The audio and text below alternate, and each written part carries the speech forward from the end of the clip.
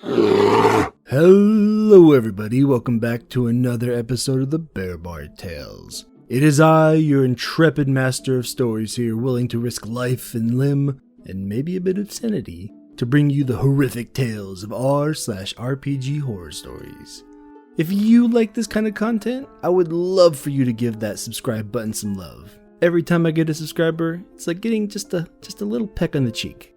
So, for many of us, it's no secret that women are just flat out better than men. I understand that to many younger and less learned listeners, this may come as a shock, but for those of us in the know, it's something we all had to learn. Unfortunately, even with this being the case, many young men make it tough for women to enjoy their time playing TTRPGs. Now, luckily, I feel like there's been a lot more openness in the last few years, but as we'll see today, some women still have to put up with these annoying players. Our first story today is titled, A Girl Wants to Join the Game? Age, Measurements, Pics Please. Short and sweet, more eye-rolling than horror. About 6 years ago, a buddy of mine told me that he had found a group to play Pathfinder with, and hey, they could still use one more player, how about it?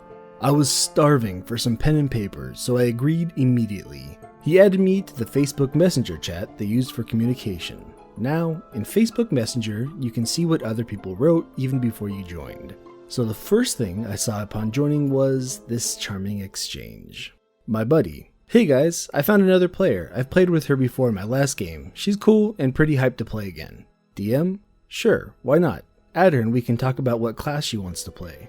Player 1: "Fine by me." Player 2: a girl at the table?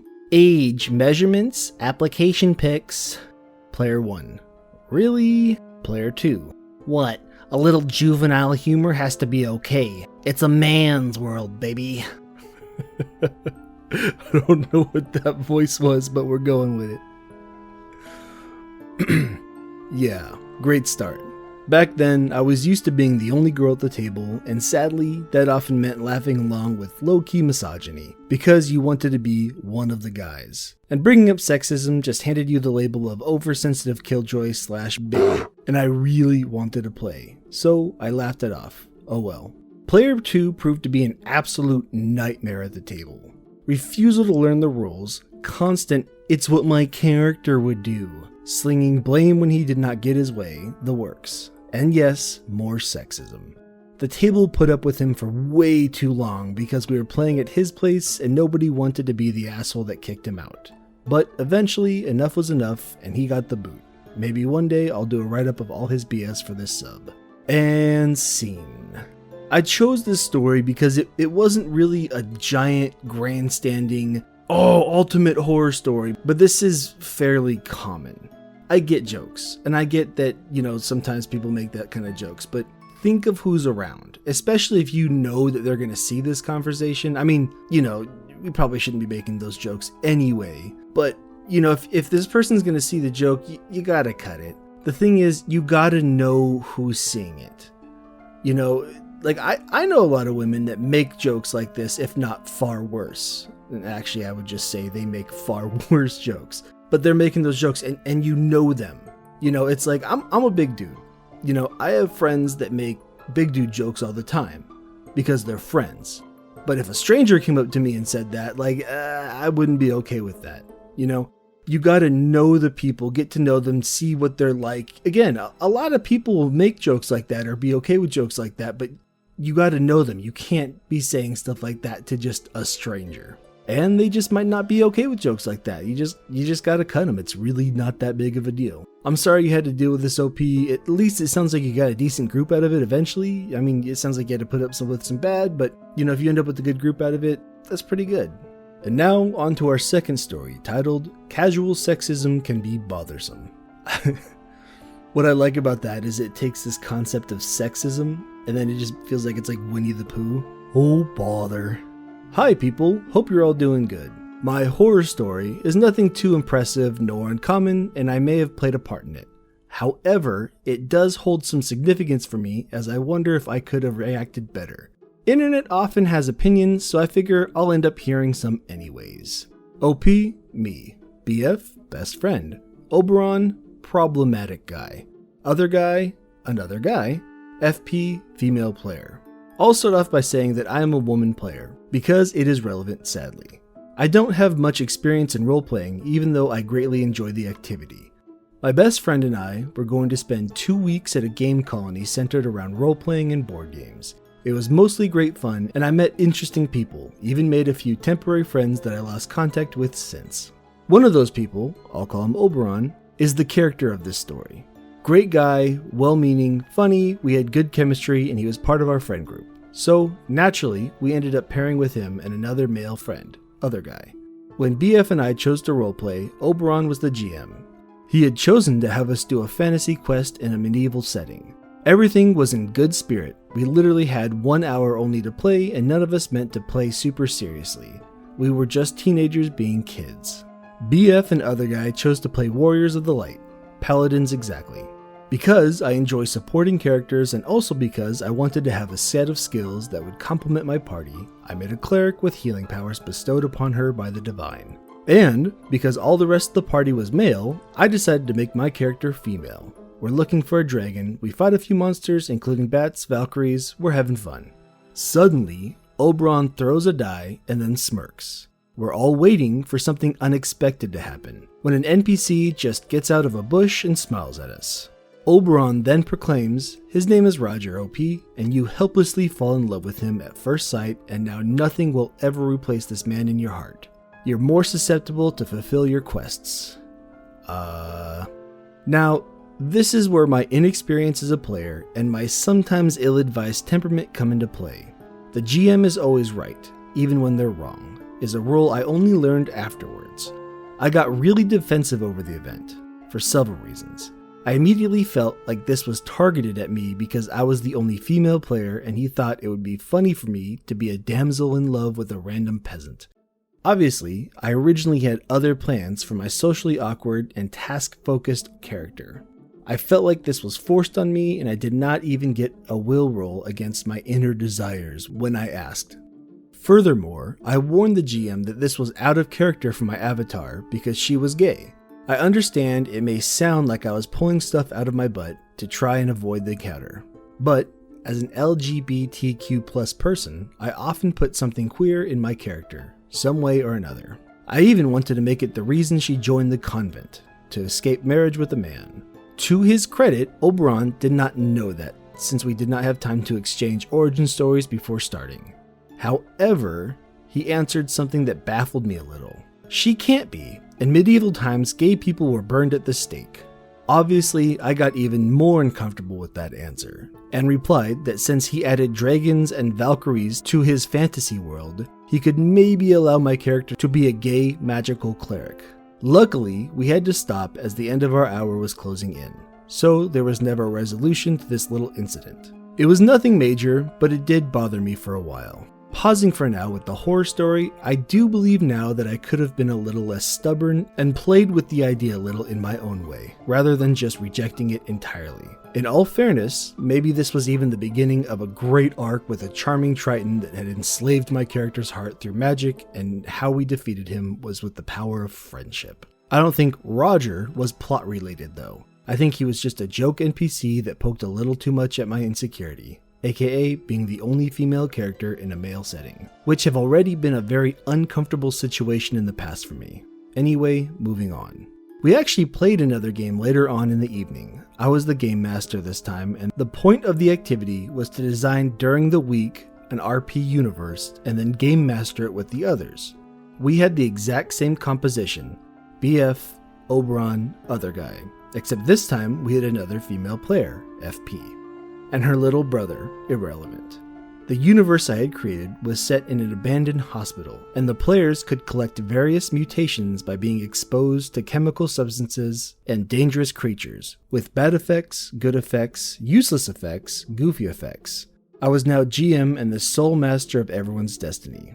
At one point, the party encountered a tentacle monster. I'm sure you know where this is going. Oberon joked they should throw FP's character inside. FP is playing a woman, to distract the monster.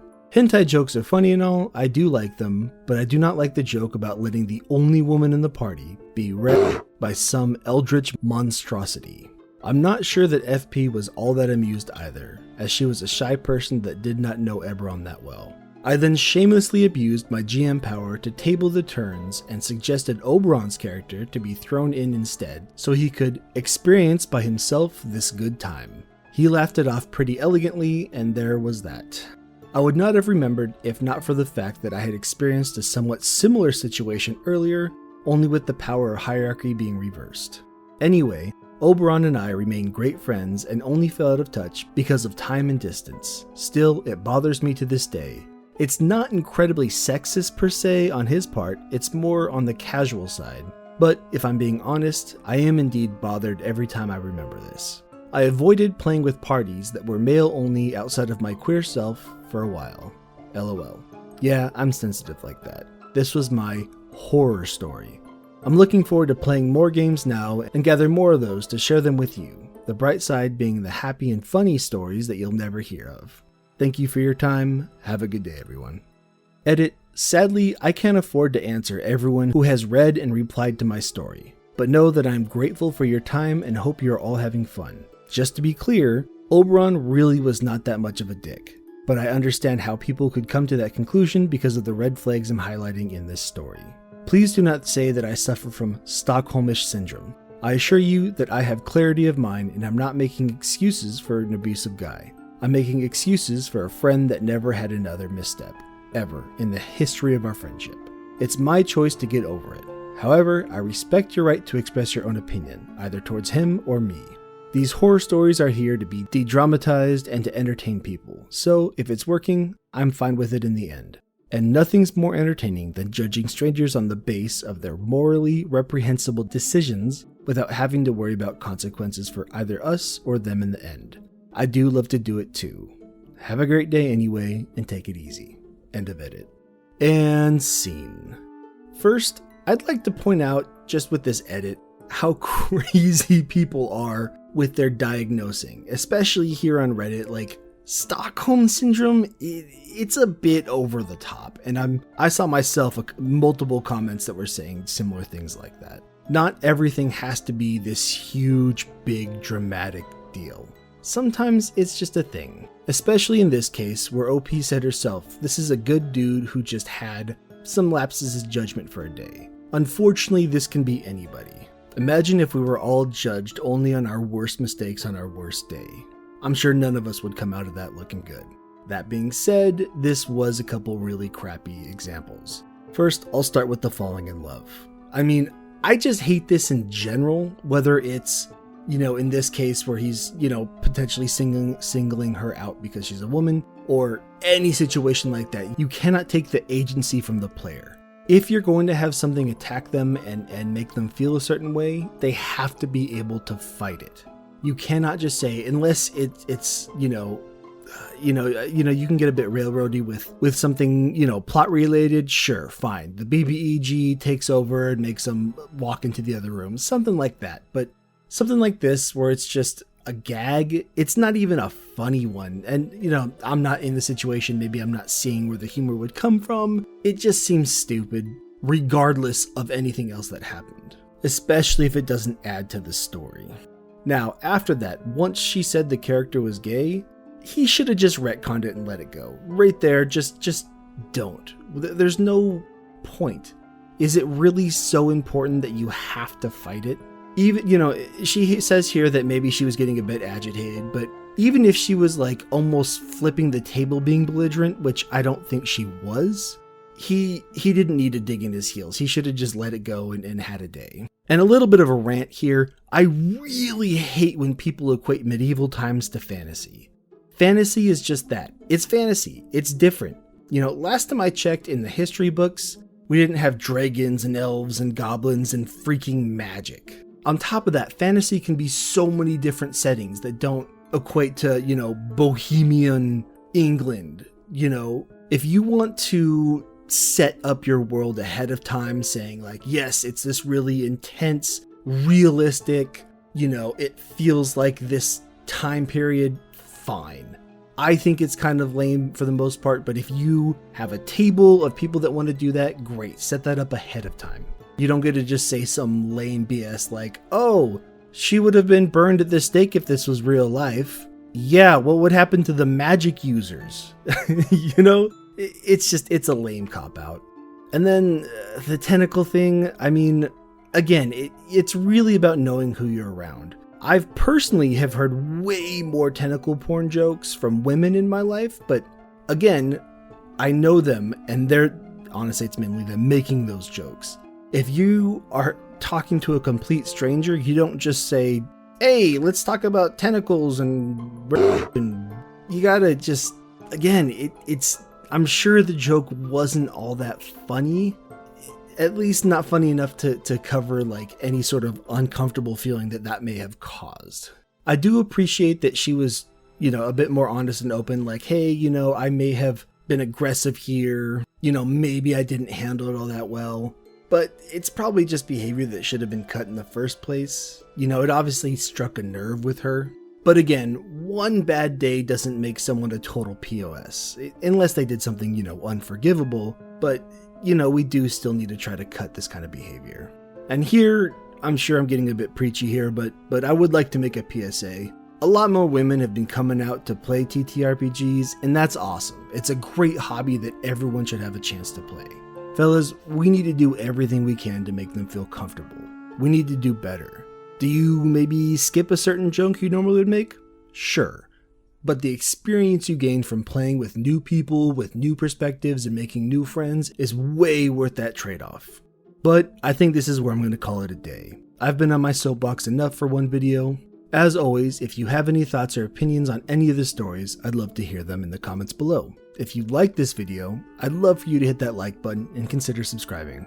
If you have a story you want read on here, then you can submit them either through the subreddit or Discord. Links for both can be found below. Until next time, y'all stay beautiful. For now, this has been the Bear Bard, and I'll see you next time.